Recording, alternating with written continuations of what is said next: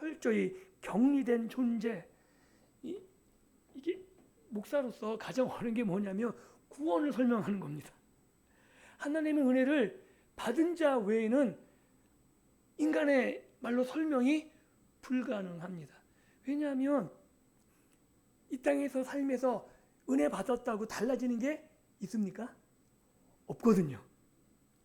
전혀 바뀌지 않은데 예수님을 만나고 그 은혜를 경험하면 내 죄가 사해졌다는 게, 여기서 말하는 하나님 밖에 있는 게 뭔지를 깨닫게 되면 그 어떤 은혜보다 큰 걸 알겠는데, 하나님을 만나지 못하고 예수님이 나를 위해 죽었다는 사실을 내가 경험하지 못하면 아무리 설명해도 이게 이해가 되지 않는 거거든요. 쉽게 해서 이런 거죠. 우리는 이스라엘 나라 밖, 혈통적으로 유대인, 이 아닌 이방인, 이게 마음에 와 닿으시나요? 설명은 그렇게 이야기해요. 아브라함과 다윗 그리고 새 언약으로 이어지는 약속의 언약들에 대해서 외인, 이 약속이 뭔지 이해돼야지, 이 약속이 오늘 우리의 삶에 얼마나 놀라운 은혜인지 이해돼야지 여기서 쫓겨났다는 의미가 얼마나 큰지를 알 수 있는 거거든요. 하나님의 백성에게 주신 그 찬란한 약속들, 성경의 약속들을 믿으십니까? 그 약속이 얼마나 대단한지 경험해 보셨습니까? 그러면 느껴지는 거예요. 여기서 쫓겨났다는 거, 이 은혜를, 하나님의 언약, 이것이 나의 소유가 하나님이 나에게 주신 것이 아니라는 게 얼마나 끔찍한 현실인지를 알게 된다는 거죠. 결국 우리는 죽음 이후에 영원한 나라에 소망, 이 소망이 있는데 이 소망도 없는 사람이라는 거죠. 창조주 하나님과 아무런 관계를 맺지 못하고 영적으로 죽은, 하나님이 없는 상태, 이것이 사도 바울이 말하는 이방인, 이것이 바로 우리들의 모습이었다라고 말하는 거죠. 실제로 우리나라가 교회, 예수님이 증거된 지 100년 조금 넘었습니다. 천주교를 쳐도 150년이 채 안 된 거죠. 굉장히 짧은 역사 가운데 기독교인이 4분의 1이 넘는 놀라운 은혜가 있었던 거죠. 하나님께서 우리에게 은혜를 베풀지 아니하시면 그 머나먼 이스라엘, 그 땅에서 어떻게 여기까지 복음이 증거되어서 생명을 버려 하나님을 믿는 그 일들이 우리 땅에 있었겠습니까? 또한 사도 바울은 언약을 복수로 표현하죠. 왜냐하면 성경에서, 구약 전체에서 언약이 계속 갱신되면서 언약이 확장되고 언약이 새롭게 되는 그 모습들, 근데 그 모든 언약들을 다 포함해서 그 언약 가운데 두신 은혜가, 약속들이 바로 오늘 우리들에게 성취된 거라고 말하고 있는 겁니다. 이 하나님의 언약의 약속들을 우리가 받아 누렸으면 좋겠습니다. 그리고 받아 누리면서 이것이 단지 내 마음의 위로가 아니라 우리의 삶 가운데 성취되는, 그래서 나만 하나님의 은혜야 라고 고백하는 게 아니라 내 삶을 보는, 하나님을 모르는 사람들도 야, 너 참 복받은 사람이다 라는 고백이 그 입들을 통해 들려지기를 예수님의 이름으로 축복합니다. 이것이 하나님의 계획이라는 거죠. 원래는 이 은혜, 이 복에 참여할 수 없었는데 이제 우리가 예수 그리스도로 말미암아 왜 이방인에서 이제는 하나님의 백성이 되었더라고 말하고 있는 겁니다. 그리고 이 말이 실제로 오늘 본문의 역사적 배경을 보면 훨씬 더 실감나게 설명될 수 있습니다. 당시 예루살렘 성전에는 유대인과 이방인을 가리는 그 예루살렘 성전에 이방인의 뜰이 있거든요. 그런데 이방인의 뜰과 유대인의 뜰을 경계하는 담이 있었어요. 담이 아예 침범하지 못하도록. 그리고 침범하면 죽였습니다. 예수님 당시에도 그 일들이 있었어요. 이방인은, 제가 가끔 그런 얘기를 하는데 이방인의 위치가 얼마나 하찮은 거냐면요, 가장, 사람도 땅도 다 거룩한 걸로 나누잖아요.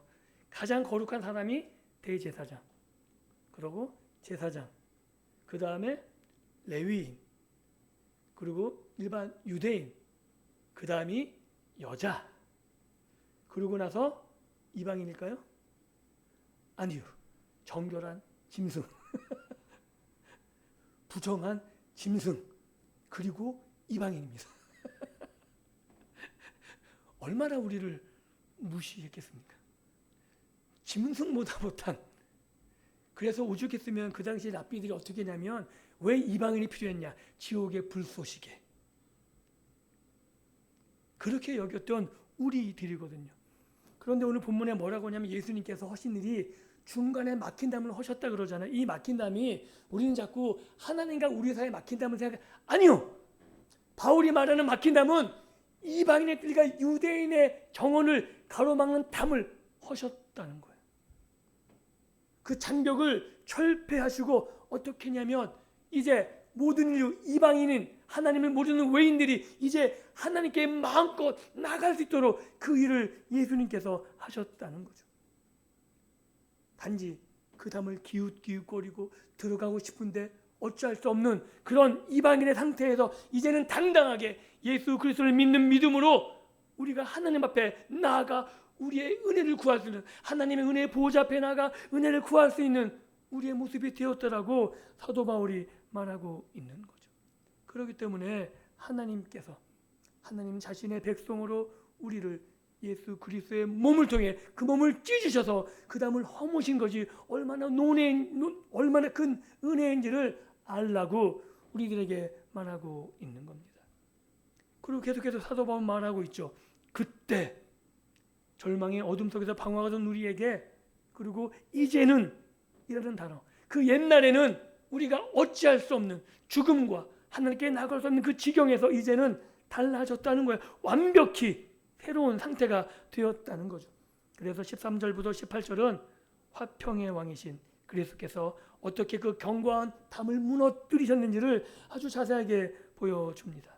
그래서 예수 그리스도는 단순히 화평의 소식을 전하러 온 화평 배달부가 아닌 거죠.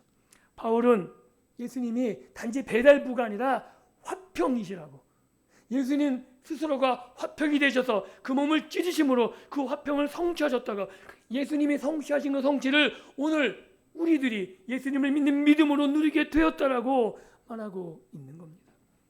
그래서 그 사역을 사도 바울은 이렇게 이야기해요. 예수님의 육체로 막힌 담을 제거하셨다고. 그리고 이 장벽은 단지 물리적인 장벽을 넘어서 유대인이 이방인을 얼마나 하찮게 여겼겠어요. 또는 이방인들이 유대인을 보게 되면 만약에 하나님을 믿고 싶은, 개종하고 싶은 자였다면 얼마나 대단한 존재로 보였겠습니까? 그게 안 됐을 때, 거부당했을 때 적대감과 증오로 서로 다투는 이 엄연한 현실이지 않았을까요? 마찬가지로 유대인과 이방인 사이만이 아니라 세상은 늘 편을 가르게 되죠. 참 재밌기도 하고 놀랍기도 한데 어떤 집단이건 간에 다 하나가 되지는 않죠. 그래서 끼리끼리라 그러잖아요. 이게 세상에 생겨나는 그냥 하나의 현상처럼 보입니다. 그리고 특별히 우리나라처럼 이 경쟁이 심화되면 심화될수록 내 편, 이 편을 가르는 게 아주 일상적으로 되는 거죠. 그래서 힘 있는 편이 되지 않으면 늘상 억울한 일, 손해를 당하고, 힘 있는 사람들은 그렇지 않은 자들을 자기의 몸종 부리듯이 대하는 게 만연해 있는 거죠. 그런데 이 모든 편견과 이 모든 장벽을 예수님이 친히 철폐하셨다라고 말하고 있는 겁니다. 십자가의 고통이 교만과 열등감, 이 모든 것들을, 적대시한 모든 것들을 다 녹여버리시고 찢어버리게 되었다라고 하시는 거죠. 그리고 이것이 허물어졌다, 여기가 끝이 아니에요. 왜냐하면 사람은 그것을 허물려고 아무리 노력해도 다시 만들잖아요. 이게 사람의 죄악된 습성이거든요. 그런데 예수님은 단지 허문 것으로 끝나는 게 아니라 이제 새 사람을 창조하셨더라고 한 걸음 더 나가시는 거죠. 예수님께서 만드신 새 사람은 단지 조금 성품이 나아진 그 정도가 아니라 완전히 질적으로 다른 존재로 만들어 버리셨다. 즉 옛날의 인류, 옛 아담의 모습이 아니라 하나님께서 예수로 말미암아 새로운 인류를 창조하셨다라고 말하고 있는 거죠. 그래서 예수님을 믿으면 우리는 새롭게 창조된 하나님의 새로운 백성으로 새로운 공동체가 태어난다라고 말하고 있는 겁니다. 그래서 이제 우리는 오직 그리스도 예수 안에서 재창조된, 새롭게 창조된 새 인류로서 하나님 앞에 나아갑니다. 예수 그리스도는 율법의 조문들이 이제 더 이상 우리를 정죄할 수 없는 거죠. 왜냐하면 우리는 옛 인간의 옛 인류에 묶여있지 않기 때문에 그렇습니다. 그리고 옛날 율법이 이제 더 이상 우리에게 효력을 발휘하지 않습니다. 이것이 사도 바울이 말한 성령 안에서 누리는 자유함이라고 말하는 거죠. 그리고 이제 우리가 새롭게 되어서 갈라놓았던 이방인과 유대인의 장벽들, 세상에서 만든 수많은 장벽들을 우리가 새로운 사람이 되어서 새로운 하나님의 백성이 되어서 이제는 우리를 통해서 예수님의 성취가 이 땅에 퍼져나가야 되는 거라고. 우리를 통해서 화평한 일들이 있어져야 되는 거라고. 그래서 예수님이 팔복에 말하시잖아요. 화평케 하는 자는 복이 있나니. 이게 가능한 이유는 우리를 새롭게 만드셔서 화평케 할 수 있는 그런 존재로 우리를 지으셨다라고 말하기 때문입니다. 그리고 담을 허무신 그 주님께서는 그 빈자리에 새롭게 창조한 하나님의 백성과 함께 새로운 건축물을 세우십니다. 그것이 교회인 거죠. 오늘 본문을 그래서 제가 이렇게 다시 읽어 번역할 수 있는 거죠. 그리스도의 피로 말미암아 우리는 하늘의 동일한 시민이 되어 하나님 나라의 법적 보호와 모든 신령한 축복을 누리는 당당한 일원이 되었습니다. 믿으십니까? 우리는 단순한 손님이 아니라 하나님의 권속, 즉 그분의 언약적 가족으로 받아들여져 하나님을 아버지라 부르며 자녀의 권세를 누리는 친밀한 식구의 복을 누리게 되었습니다. 나아가 우리는 검을 맞아 서로 연결되어 주 안에서 성전이 되어가며 마침내 하나님이 친히 임재하시는 성령의 거처로 지어져가는 영광스러운 존재가 된 것입니다. 이게 오늘 에베소서가 말하는 가장 핵심적인 내용인 거죠. 그리고 주목해 봐야 될 것, 그게 뭐냐면 함께 지어져 가느니라라는 거죠. 교회를 결코 완성된 박물관, 이미 다 지어졌다라고 말하지 않습니다. 교회는 여전히 공사 중인 거죠.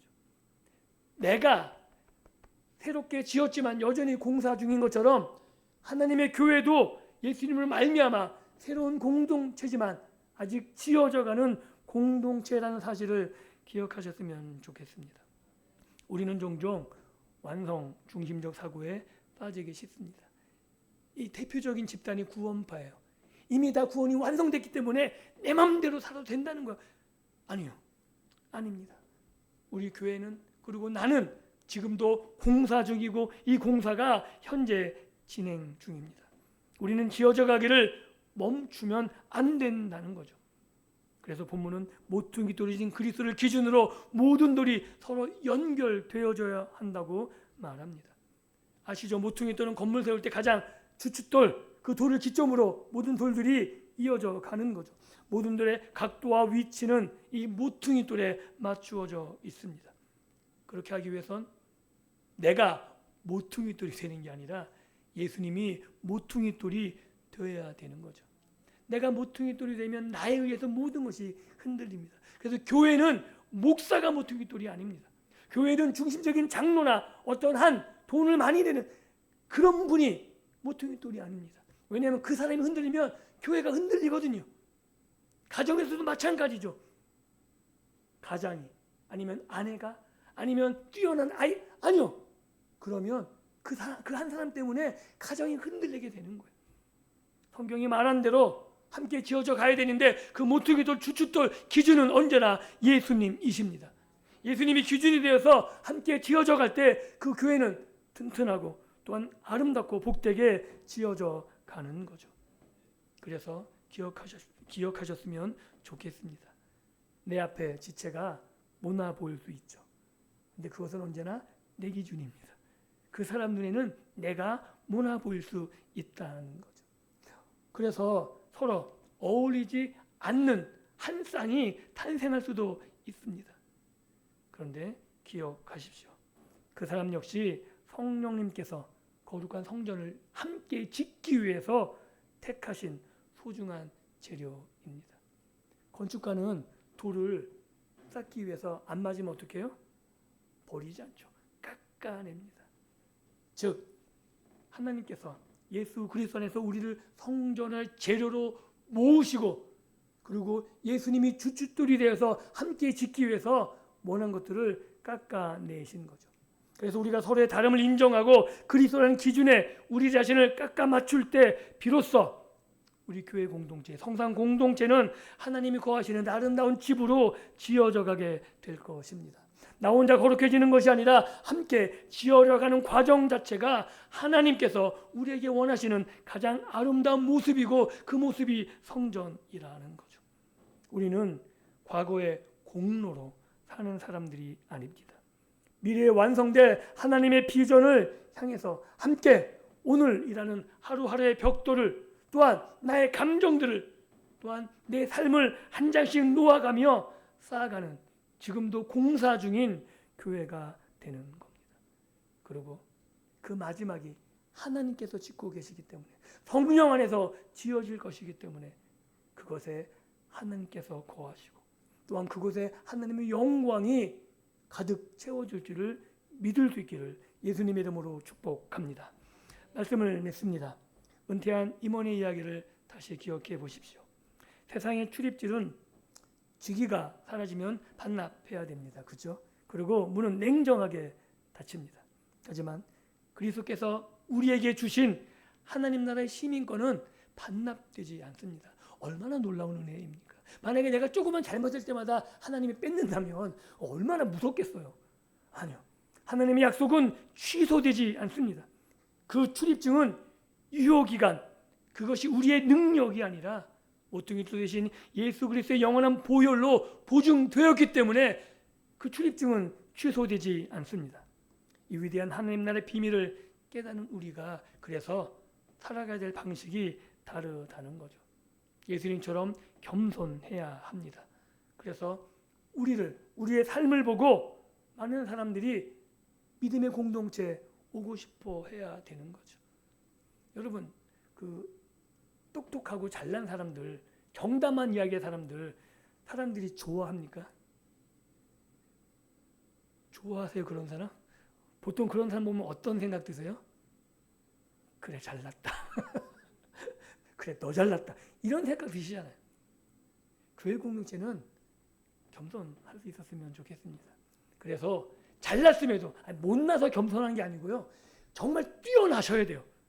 노력하셔서 뛰어나십시오. 그럼에도 불구하고 겸손으로 섬길 수 있기를 예수님의 이름으로 축복합니다. 그 겸손으로 우리의 담이 허물어질 때 정죄가 아니라 서로 보듬어주고 함께 나아가는 아름다운 성전으로 지어져 가게 될 것입니다. 그렇게 될 때 예수 안에서 함께 지어져가는 모퉁이 돌 안에서 너 함께 예수님의 재료로 사용되어져서 그 안에서 놀라운 하나님의 영광을 발견하게 될 것입니다.